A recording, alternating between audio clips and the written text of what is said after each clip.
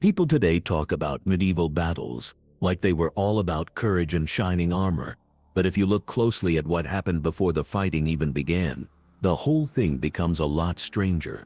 The part nobody really pays attention to is the chaos that took place long before swords were drawn. Armies didn't just appear out of nowhere, they had to be built from scratch. And the way they went about it would probably make anyone running a modern organization want to lie down on the floor and scream. Imagine this: no phones, no letters that arrived on time, no organized system at all. Just a handful of exhausted heralds riding around like desperate messengers shouting royal orders across villages where most people didn't even know what the king looked like. These messengers weren't delivering news, they were delivering terrifying obligations. One shout from them could pull a farmer away from his plow and end him marching toward a place he might never return from. Think of it like being informed you're required to join a war the same way someone today might get a coupon in the mail. Even stranger, soldiers didn't arrive all at once. They wandered in over days or sometimes weeks. It felt less like assembling an army and more like a disorganized reunion where half the guests were late and the other half weren't even sure they wanted to show up. Many knights arrived in brilliant armor, polished until it gleamed, while others came from faraway villages still smelling like whatever barn they'd slept in the night before. Some didn't even know who their commander truly was. They just knew they owed service to someone who owed service to someone else. Medieval loyalty was like a contract written by a drunk lawyer. Lots of obligations but very few clear details. The wildest part is that despite being so messy, this system worked often enough to gather entire armies. Sometimes 10,000 men or more. That many people all brought together by a web of promises, fear and tradition. And once you had 10,000 hungry, nervous men standing around with weapons, you had to do something with them. Commanders had to figure out how to take this noisy crowd and turn it into a functioning force. Before any fighting took place, there were days, sometimes weeks of tense planning. Medieval commanders crouched over rough maps that barely represented reality. No precise lines, no perfect scale drawings, just guesses and smudged ink. Yet these men treated those maps like sacred documents. They had to. One bad assumption could cost thousands of lives. So they sent out scouts, simple soldiers with sharp eyes, not elite spies. These men wandered miles ahead, studying hills, noting streams, checking muddy patches. Everything mattered. A seemingly harmless field could become a death trap if it turned into sludge under cavalry. Learning what the enemy was planning was even harder. Medieval intelligence gathering was basically gossip warfare. Instead of satellites or drones, they relied on travelers, talkative merchants, friendly monks, and anyone who might have overheard the wrong thing at the right time. One drunken conversation in a tavern could reveal troop numbers or strategies, and sometimes this information changed everything. Just look at Henry V at Agincourt. Most people think he won because of sheer bravery, but really his planners spent ages studying the French, how they fought, how much armor they wore, how cavalry behaved on soft ground. Mud became his greatest ally. It's funny how something as simple as dirt could turn into a deciding weapon. Once an army had a plan, it needed food. That part gets ignored in legends. No soldier fights well on an empty stomach. A medieval army of 10,000 needed more food per day than some towns produced in a week. Grain, dried meat, cheese, barrels of ale. It all had to come from somewhere. Local villagers often didn't have a choice. Soldiers would show up with official-looking papers demanding supplies. Some commanders paid and others didn't, but the outcome for the villagers was the same: empty barns and missing livestock. And because food rotted quickly and wagons moved painfully slow, the supply problem became a constant nightmare. Some armies relied on pack animals. Others dragged convoys so long they looked like crawling towns. If those supply lines were attacked, the entire army could fall apart without a single enemy soldier touching them. The Crusaders learned this the hard way when their supplies failed and they were forced to eat whatever they could find, even leather. But before the day of battle arrived, something deeper took place. Soldiers had to prepare their spirits. The night before a fight was drowned in fear, religion, and rituals. Knights confessed their sins to chaplains one by one. They wrote their wills, some dividing land, some naming heirs, some giving away their favorite horses or dogs. This wasn't done calmly either. It came from raw fear. When you know sunrise might be your last, you try to settle everything you can. Across the camp, songs rose into the night. Not joyful songs but heavy chants, fighting hymns, old verses in Latin. It wasn't about performance, it was about courage.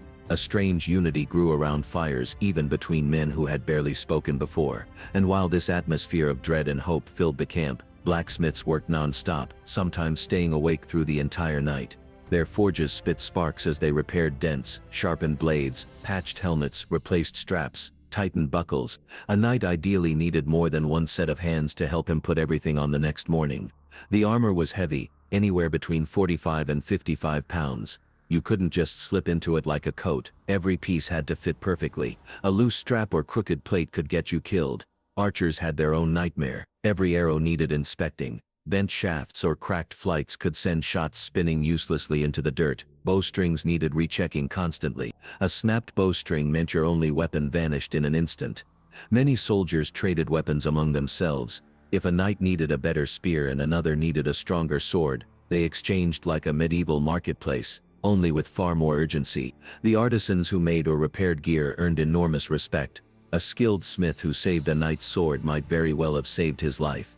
But even with every sword razor sharp and every shield strapped tight, armies weren't ready until they could move as one. The training was relentless. Soldiers drilled formations until their bodies responded automatically. They practiced shield walls where each man depended on his neighbor completely. They practiced pivots and turns based on shouted commands or horn blasts. The similarity to a marching band was uncanny, except one mistake didn't mean embarrassment, it meant death. Veterans spread themselves through the ranks, steadying the new recruits and shouting corrections. And when night fell before a battle, sleep didn't come easily. Patrols circled the camp constantly. The real enemy wasn't sleeplessness, it was fear. Armies knew spies were lurking somewhere in the darkness. The strange thing is how common spies were. They blended in as traders, servants, even priests offering blessings. And they carried information that could decide the battle before it began. These spies didn't take notes or map out plans on paper. They memorized everything. One slip-up, one scroll in their pocket, and they were as good as dead. Some commanders fed spies false information deliberately, turning trickery into its own weapon. That's where the real battle began, long before swords ever met. What most people never think about is that the long, anxious night before a battle was sometimes more stressful than the fighting itself. Armies didn't sleep in neat rows with calm faces. They slept in patches in fits, with one eye open and one hand gripping either a sword or a spear. And they did it knowing that any shadow in the beds could be a scout, a spy, or an enemy raiding party trying to set the whole camp on fire. The perimeter of the camp was lined with torches that flickered in the wind. Every flame cast strange shapes on the surrounding fields, making nervous men swear they saw moving figures. Night watches rotated constantly, because standing guard for too long made your mind play tricks on you. A man left too long in the dark could start imagining footsteps behind him, or hearing whispers that weren't there. Commanders knew they had to keep guards sharp, so they never let the same group stay awake for too many hours. But even with a rotating watch, tension sat heavy on everyone's shoulders. Some armies used clever tricks to calm their troops. They'd light campfires in defensive patterns to make the camp look larger than it was. Others placed musicians or drummers near the center so the steady sound would keep people grounded. Still, no matter how much they tried, the fear lingered. Everyone knew dawn would bring either victory, death, or something worse. Meanwhile, spies kept working in the darkness. They crawled through grass, hid behind rocks, or posed as harmless passerby. They weren't always trained professionals. Sometimes they were desperate locals trying to earn a reward. Other times they were prisoners forced into dangerous missions. What made medieval spying so effective wasn't fancy codebooks or secret gadgets. It was simplicity. A good spy memorized everything: troop numbers, banners, the amount of smoke rising from cooking fires, even the sound of hammers from blacksmith tents. All those tiny clues added up fast. Some spies slipped into enemy camps disguised as peddlers selling bread or wine. Soldiers always talked too much when eating or drinking. That loose chatter could reveal how many horses were left, whether reinforcements were expected, or how confident the army felt. Commanders eventually learned to scatter misleading information on purpose, letting certain soldiers talk freely, knowing a spy would overhear and run back with a completely wrong report. Whole strategies were built around fake rumors. Interrogation added another layer to this night before tension. Captured scouts weren't treated kindly. Soldiers dragged them in, hoping to wring out something useful. The threat of pain loosened tongues quickly, and whether the information was true didn't always matter. Even half-truths could shift an entire army's plan. But while spies lurked around the edges of the camp, something else happened inside it. Soldiers tried to sleep, but sleep didn't always come. Some sat quietly, turning their swords over in their hands like the blade might reveal their future. Others traded stories about battles they survived or friends they lost. A few soldiers prayed softly, whispering to saints they never thought about unless danger hovered overhead. Prayer wasn't a sign of fear to them, it was preparation, like sharpening a blade but for the mind. Veterans played a quiet role during these hours. Men who'd survived more than one battlefield had a strange calm around them. They walked around offering advice, correcting mistakes, reminding others to check their straps, their buckles, their gear one more time. In a way, they were the glue that held the whole anxious mass together. Their presence said, "I've lived through this before, you can too." At some point in the night, most armies performed one final ritual, rehearsing the formations in their heads. Commanders went around reminding each group of where they'd stand in the morning. A slight angle change, a misplaced shield, a break in the line. These tiny things could change everything. Men repeated the same instructions until they could recite them half asleep. Battle wasn't just chaos, it was a pattern, a sequence of movements everyone had to remember. When dawn finally approached, the air changed. The early light creeping across the camp brought a strange mixture of dread and relief. Soldiers got up stiff, hungry and cold. The camp followers, cooks, smiths, healers were already awake. Smiths hammered fast, trying to finish last-minute repairs. The rhythm of metal on metal echoed like a heartbeat across the camp. It reminded everyone that the countdown had begun. Commanders walked through the rows of men, checking their expressions. What they really wanted to see wasn't enthusiasm, it was focus. A soldier who joked too much or cried too easily was a risk. A good fighter looked steady, like someone who'd already accepted whatever the day would bring. Then came the armor ritual. 2 or 3 squires surrounded a knight like a pit crew, fastening each piece carefully. Chest plate first, then cauldrons, then greaves. Everything had to be perfect. Sweat dripped down faces even in the cold morning air, because nerves made hands shake. A strap pulled too tight could cut off breath, too loose and the armor could shift out of place. Some knights whispered prayers while their squires worked. Others stayed silent, staring into the distance like they were already imagining the battle unfolding. Infantrymen checked their shields, running fingers along the rim to feel for cracks. Archers tested bowstrings by tugging them gently against their cheeks. Small details like these determined whether someone lived to see the sunset. It wasn't glory that prepared them, it was routine. The same repetitive checks again and again until everything felt right. Formations gathered slowly. First banners were raised. The sight of a familiar flag gave men courage. Drummers beat slow, steady rhythms, guiding soldiers into their places. The ground trembled lightly under the synchronized steps. In those moments, individual fear faded a bit. A man standing alone trembled.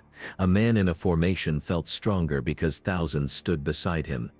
Commanders rode along the lines shouting reminders. Keep shields locked, tighten the line, don't break rank unless ordered. The simplest mistakes killed more men than enemy swords. When cavalry waited on the wings, horses snorted and stomped, picking up on the tension of their riders. Animals sensed fear too. Despite all the structure, chaos was always moments away. Before the first horn blasted, armies had to win a different kind of battle, the one inside their own heads. Everyone knew that once fighting started, the world turned into noise, dust, screams, and confusion. That's why discipline mattered so much.